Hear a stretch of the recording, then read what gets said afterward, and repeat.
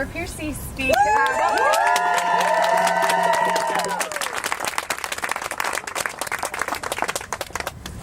that good? Okay. So, first of all, I just want to thank everyone who's here. Your presence makes a big, big difference. I want to thank the students who I know. I've watched them on corners of this campus for a long time working on this issue. I'm here on the part of the City of Eugene to contribute my support and our support for the U of O Foundation's divestment from fossil fuels. I have to say that maybe 2 years ago now, I belong to this group called the Mayor's Innovation Project. These are mayors from progressive cities around the country. And they decided to take on this divestment issue. And they are actually the ones who asked me to bring it home and work on it with the City of Eugene. So I'd like to take credit for it, but it wouldn't get anywhere if the council didn't vote for it. So you have to really thank them. As Mayor of Eugene, I am deeply supportive of the city's courageous and important move to divest. Our city council has in multiple ways formally recognized the serious threat that our current climate crisis poses here in Eugene and around the world. Flooding and drought, ice melt, and rising ocean acidity levels are among the dire consequences our planet will experience.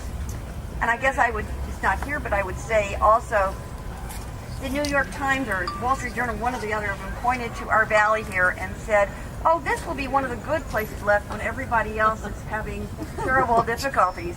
And so I just want to point out to you that we may not have the same crises as other places in the world and other places in the country, but if everybody decides to come here, we are going to have a crisis. Let's see. So we decided to take action. We adopted an ambitious climate recovery ordinance in July.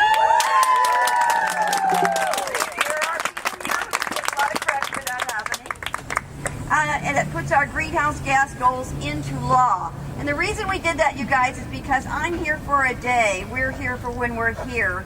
But putting it into ordinance committed our city in the long run to continuing to work on this issue. Yeah. Invest in fossil fuel companies, yes. And we've urged state legislators to require divestment of statewide retirement funds from fossil fuel companies. And those who have the most at stake, students and youth like you, play a crucial role. I encourage you to continue to be informed and engage civic participants and to communicate with each other and your leaders about this issue. And I just want to say, there's nothing probably stronger than I can say is that we got your back. The city is committed to leading by example and playing our part to ensure a livable future for our community. Fossil fuel divestment is not only smart and ethical, but it's also a necessary step for compelling others to act for the benefit of our climate and global community. We live here together.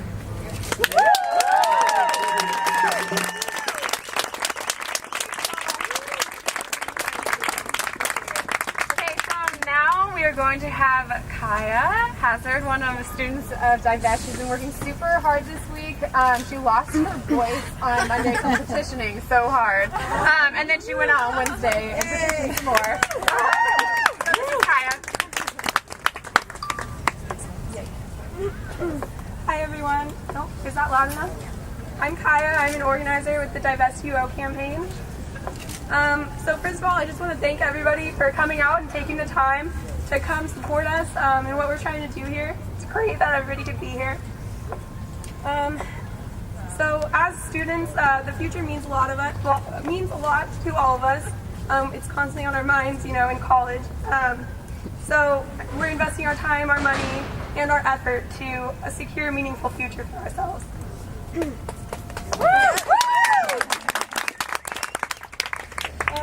So why then should we allow our university to invest in destroying that future? Absolutely. If we don't divest now, we will soon descend into a global climate crisis, destroying everything that we are working so hard to achieve.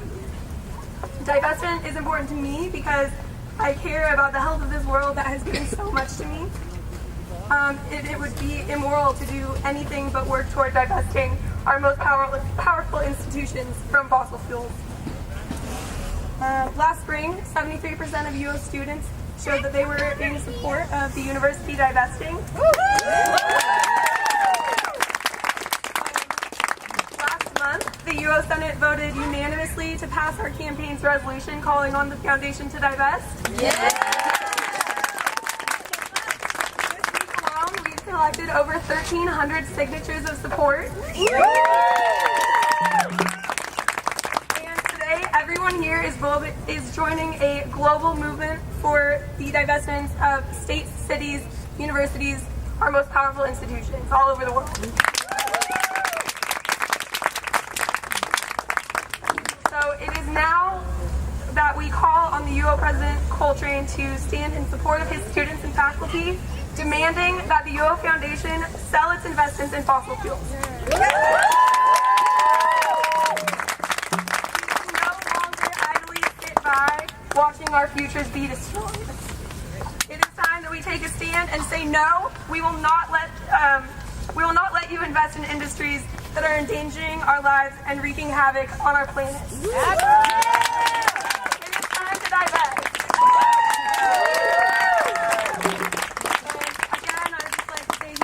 For everybody who came out to support us. Also, a huge thank you to John Davidson and Jane Kramer for their op-ed today in the Register Guard. For their help with the Senate resolution. Thank you so much. Go ahead. We're just gonna. Okay.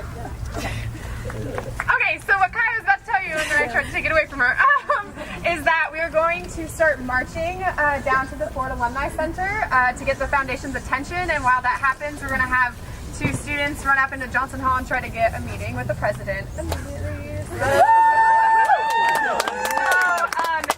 Patty maybe wants to come back up, we can play some chants. Okay. And maybe march down there all together. That'd be awesome.